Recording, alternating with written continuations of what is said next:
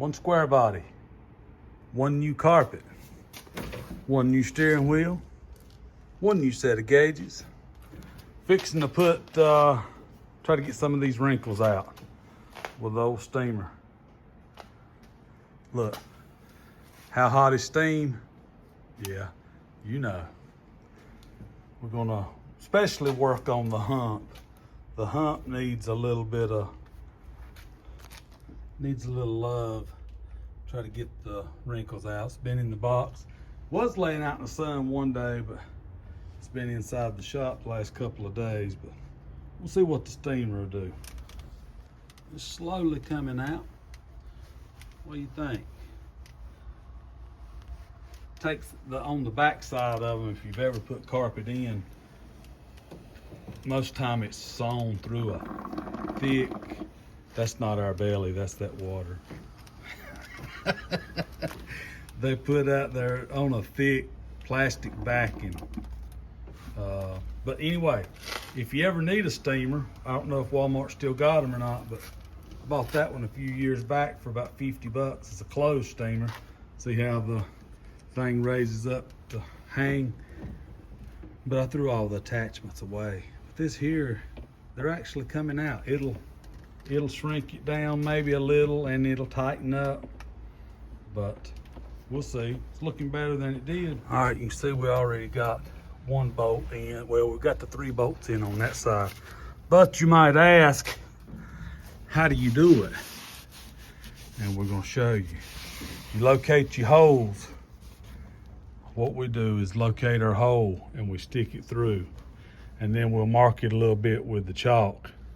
And then we'll use this right here. You can see it's still a smoking gun. Let me get the thing stuck through. All right, so we found that one. Pull that out. And then just take your time and let it, you have to let it heat back up between holes most of the time. But as you can see, that is a nice hole. It's singed around the edges. That way when you run your bolt in, it won't pull the thread. If the thread starts pulling, it'll leave a row across there. Ask me how I know. Ask me how I know. You can ruin a man's carpet. If it's under the seat, it's not so bad.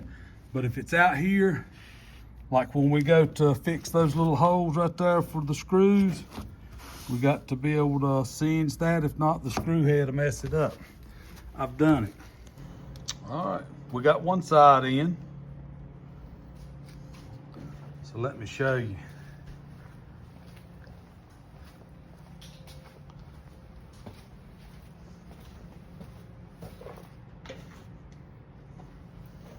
What we've done is we laid our front piece in and kind of got an idea of where to cut, because your front goes in first. It's got a screw up here and a screw back here, and then this piece lays in. And then I cut about 1.5 inches off of the carpet. Once that is cut off, it lets it fit better back here. And see, that's the reason of the bolts, is if they're in place, then when you go to pull and cut and tuck and slice and dice, it stays the same. So it stays where you need it to be. So what he done was he found his spots with these right here, picks. And then he took the old handy dandy hole burner and burnt the holes, run his screws in, marked, and now he's cutting.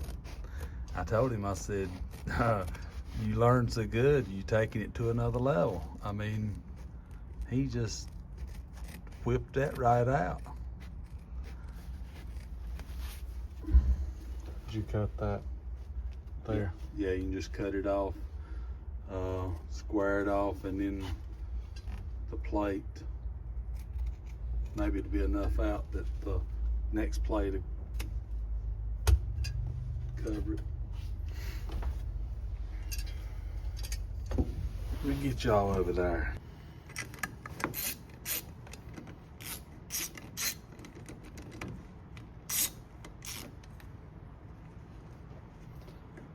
the guy that showed me, he used ice picks to find the holes.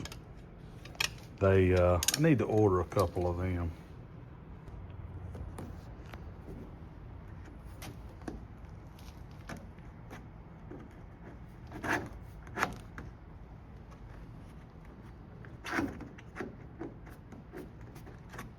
See how he used that pick to relocate the hole. Now that screw will go right down in there. It's on tight. Righty tighty, lefty loosey. See, YouTube land, this is how we roll.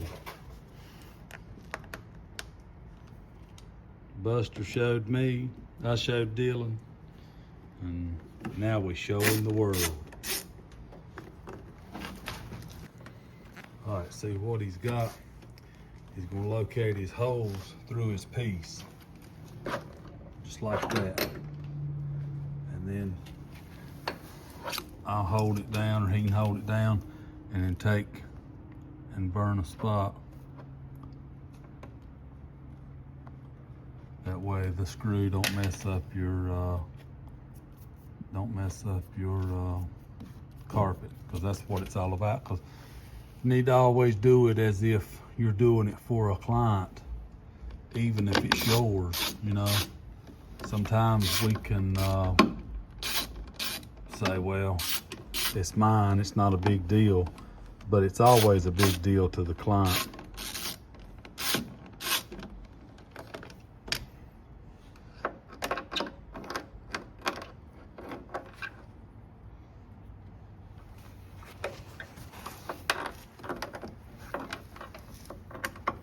Them holes will disappear on you, and it don't take but just a skinny second.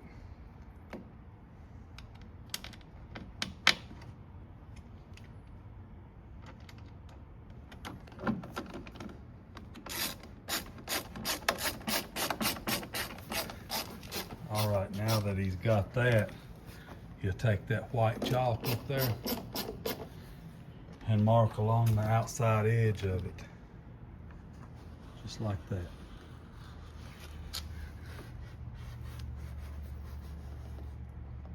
Then when he pulls his piece back off, he can cut to the inside of that white chalk line.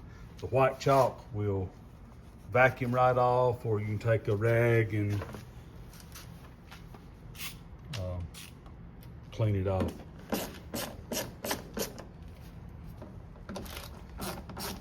That's the best way, because see, once he takes it back off, he when he cuts that, he knows that he's got enough carpet to fit under there and not pull. So, you know, if it, like I said, if it was a client's vehicle, I think that would be done perfecto. And you need good scissors. Scissors are everything. I bought these at Walmart for about 15 bucks, and I'm here to tell you, they are really good scissors.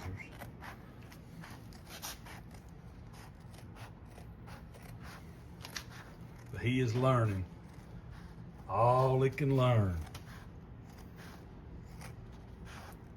I might start calling him Carpet Man, Carpet Man.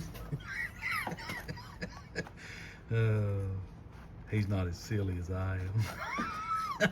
I like this videoing and videoing somebody else working. This is pretty cool. All right, I'll bring y'all back in just a minute. And just like that, we're done, except for the seat. When it goes out into the sun, a lot of the wrinkles will lay down and tighten up.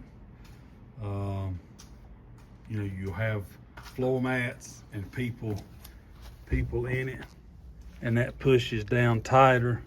You can always go back and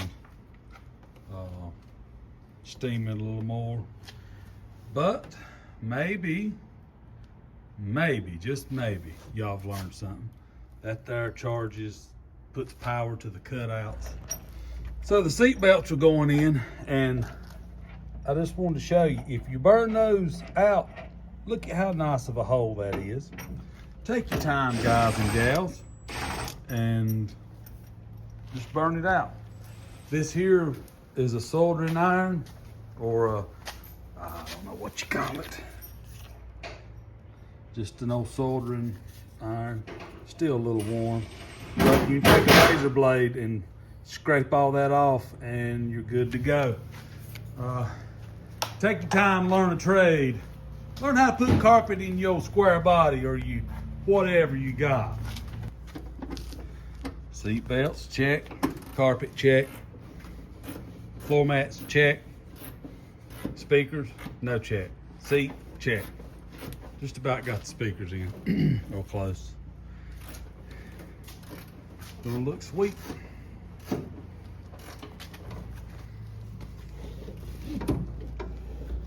That'll wrap it up. Uh-oh. The dash, we're gonna do a video on the dash. We got a couple of cracks on it to fix, but anyway, he's buckled up in the building and ready to go. All righty.